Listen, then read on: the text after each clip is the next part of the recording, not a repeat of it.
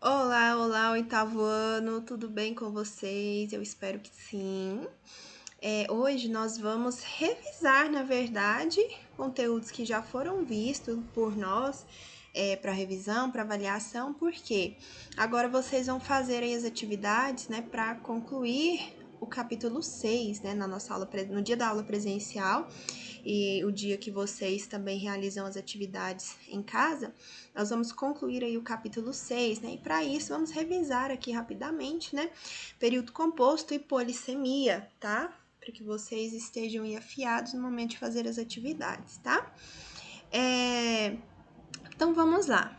Nós vimos aí o período composto já, nós já vimos o que é polissemia, mas nós vamos rever os conceitos importantes do período composto, né? Porque nós temos que lembrar e fazer essa diferenciação entre período simples e período composto. Dentro do período composto, aí nós temos, né, um trabalho bem extenso, saber por que é um período composto, o que compõe o período composto e como ele é organizado ali, né, de forma coordenada ou subordinada, enfim. E polissemia também, vamos ver aí, relembrar o que é diferenciar de homonímia, né? Polissemia tem que ser, diferente de homonímia, né? Qual que é essa diferença? E também diferença de polissemia com ambiguidade, né? Inclusive, vou trazer só ali um mapinha mental para a gente revisar e rediscutir aí sobre isso, tá bom? E qualquer dúvida, ficarei aí no plantão até às 11 horas. Você pode me mandar mensagem e vamos conversar sobre. Vamos lá. Período simples e período composto. Quando nós começamos, né, a trabalhar aí, lá no sexto ano mesmo, quando nós vimos, né, quando nós trabalhamos lá, frase, oração e período, frase completa, e nós já começamos a trabalhar a sintaxe do período simples. E aí nós trabalhamos sujeito, predicado, adjuntos nesse ano já, complemento, enfim. Tudo isso é a sintaxe do período simples. E agora nós vamos começar, né? Começamos já a sintaxe do período composto, tá? Então, primeiro, essa diferença aí, né? De período simples e período composto.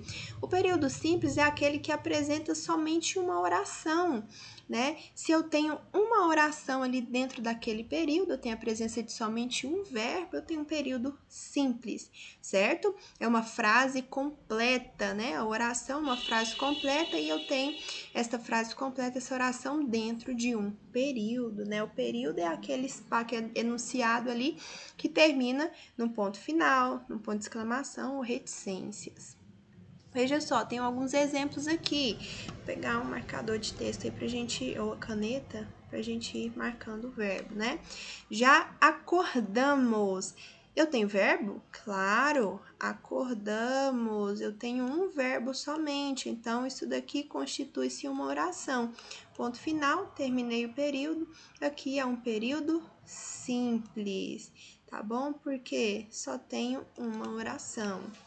Hoje está tão quente. Veja só, hoje está. Está é o que? Verbo. Hoje está tão quente. Eu tenho somente está de verbo. Se eu tenho somente um verbo, e aqui não é uma locução verbal, né? Nós temos somente um verbo. Então, eu tenho um período simples. Eu tenho somente uma oração, certo? Aí nós temos o último exemplo. Preciso disto. Preciso, veja só, é um verbo também. Mais uma vez, nós temos aí um período simples, porque eu tenho somente uma oração, tá bom? Isso que diferencia um período simples de um período composto. Período simples, ele possui somente uma oração, ele é uma frase completa. Aí nós temos também o período composto. Se o período simples é aquele que apresenta somente uma oração, por sua vez, né, logicamente, o período composto é aquele que possui mais de uma oração. Então, ele apresenta duas ou mais orações.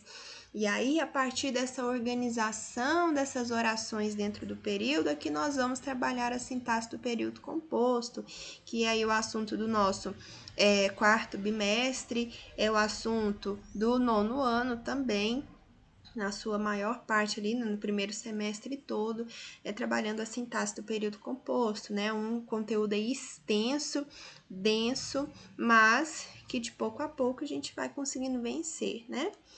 Vou tirar aqui da frente, isso. Conversamos quando eu voltar.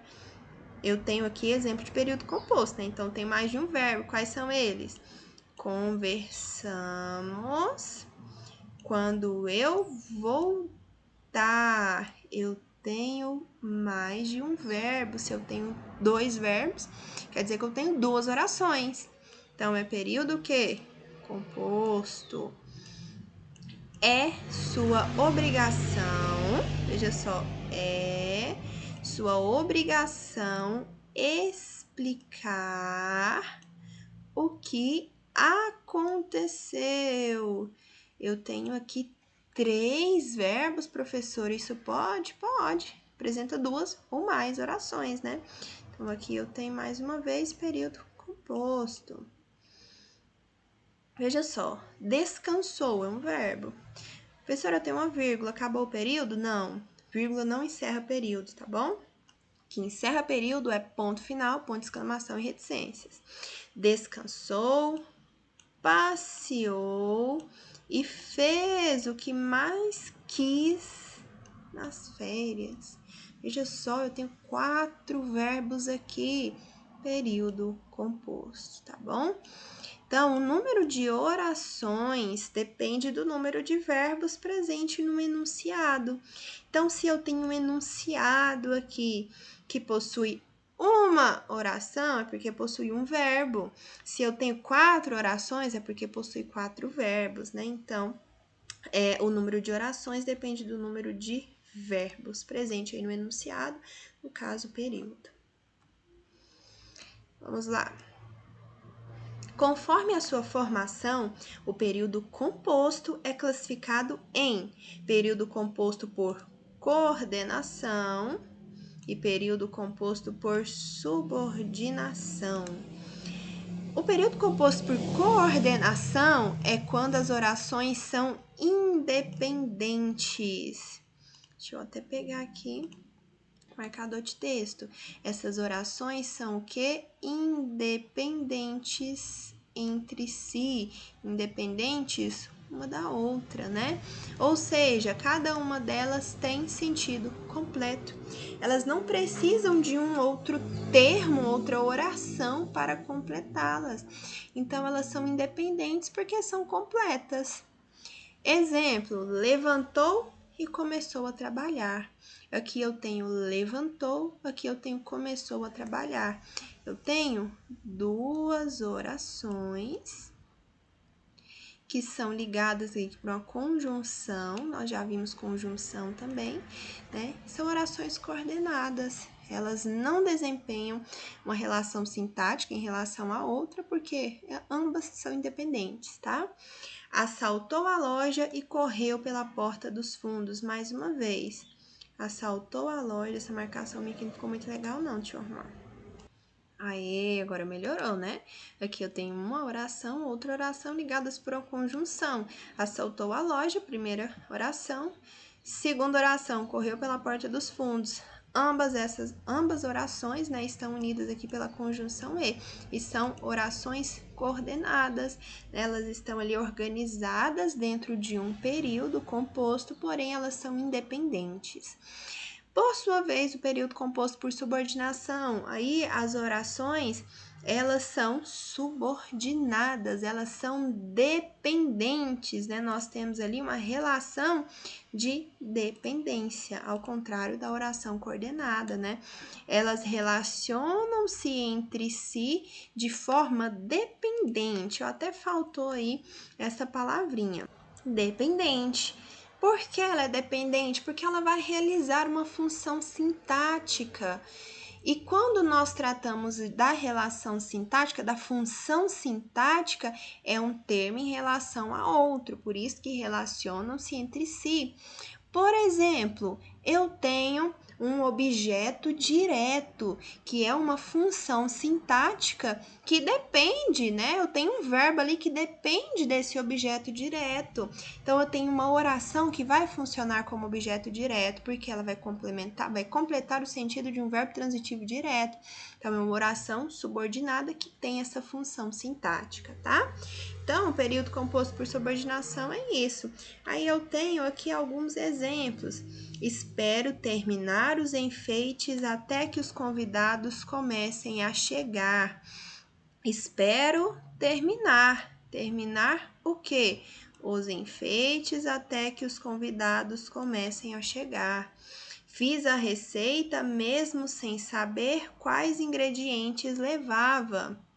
Fiz o quê? A receita, mesmo sem saber quais ingredientes levar. Então, tem orações aqui que são complementos e elas são dependentes, elas não têm aí esse sentido completo. Elas precisam de outra. Eu tenho uma oração principal e uma subordinada. Mas o que nos importa aqui são as orações coordenadas, tá bom? Duas ou mais orações podem se coordenar em um período por meio ou não de uma conjunção. Assim, distinguimos dois tipos de orações coordenadas. Então, a primeira divisão que nós vamos encontrar aqui dentro das orações coordenadas são as assindéticas e as sindéticas. Veja só, síndeto é conectivo, é o mesmo que conectivo. Qual que é o conectivo que nós trabalhamos? Conjunção. Então, as orações coordenadas assindéticas, elas não possuem síndeto, não possuem conjunções. Agora, a sindética, sim, possui. Então, são as orações que possuem conjunção. Então, veja só, orações coordenadas assindéticas são ordenadas no período sem o auxílio de uma conjunção, ou seja, não tem conjunção, tá? Então, é sem o auxílio de conjunção. Já as sindéticas ligam-se a outra oração por meio de uma conjunção. Então, vai ser por meio de uma conjunção. E para finalizar aqui, vamos falar rapidamente sobre a polissemia, né? Veja só o que é polissemia mesmo, quando nós temos uma palavra que tem vários sentidos, né? Poli vem de vários, semia, significado, sentido. Então, a polissemia é a área da semântica que estuda as palavras que possuem uma multiplicidade de significados de acordo com o contexto em que estão sendo empregados. Então, são termos, palavras que possuem mais de um significado. É uma palavra só com vários significados, tá? Exemplo, não estou com cabeça para isso. 2, minha cabeça está doendo. 3, você é a cabeça do projeto. Veja só, eu tenho uma mesma palavra, é a mesma palavra, que tem a mesma origem, é uma palavra só, mas dependendo do contexto ali, eu sei que esta cabeça aqui não tem o mesmo sentido desta, nem desta, né? Veja só, na frase 1, o termo cabeça é empregado como estado mental. Já na frase 2, o termo é empregado como a parte física do corpo humano. E na frase 3, o termo é utilizado como pessoa pensante fundamental, ali o líder do grupo, né? Então, primeiro tem um significado, estado mental, depois a parte física do corpo humano, depois a pessoa pensante fundamental, ou seja, o líder. A mesma palavra, 3 sentidos, 3 significados. Cabeça é uma palavra polissêmica, possui vários significados. E aí nós temos que saber distinguir a polissemia da ambiguidade e a polissemia das palavras homônimas, né, da homonímia. Polissemia é uma palavra polissêmica que tem muitos significados. Ambiguidade, uma palavra ambígua, é o que pode ter várias interpretações, duplo sentido. Então, veja só, a palavra polissêmica, ela possui ali vários significados. como o próprio nome já diz.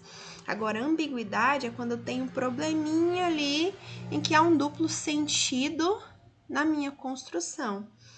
Quando uma construção é ambígua, é porque eu posso interpretá-la. Veja só, a palavra-chave está aqui, a interpretação. Interpretá-la com mais de um sentido, tá? Mais uma vez, polissemia. Palavras polissêmicas possuem a mesma origem e conceito. Agora, quando nós tratamos de homonímia, são palavras de origem diferente, mas que possuem o mesmo som ou a mesma grafia, ou o mesmo som e a mesma grafia, né? Então, as palavras homônimas podem ser iguais, mas a origem e o conceito são diferentes. Então, a fonologia e a escrita pode ser igual, mas a origem não é a mesma, tá bom? Por exemplo, colher e colher. Veja só, colher é o nome de um objeto, colher já é um verbo. Então, são palavras aí com origens distintas, mas possuem a mesma escrita, né? Então, são palavras homógrafas, tá? Dentro da homonímia. Agora, a palavra polissêmica, não. Cabeça tem uma origem só, mas aí dentro dessa palavrinha eu tenho vários significados, certo? Então, terminamos aqui a nossa breve revisão sobre o conteúdo. Agora amanhã passarei as atividades para vocês, certo? E qualquer dúvida estou aí disponível no plantão. Desejo a vocês um excelente dia e até a próxima aula.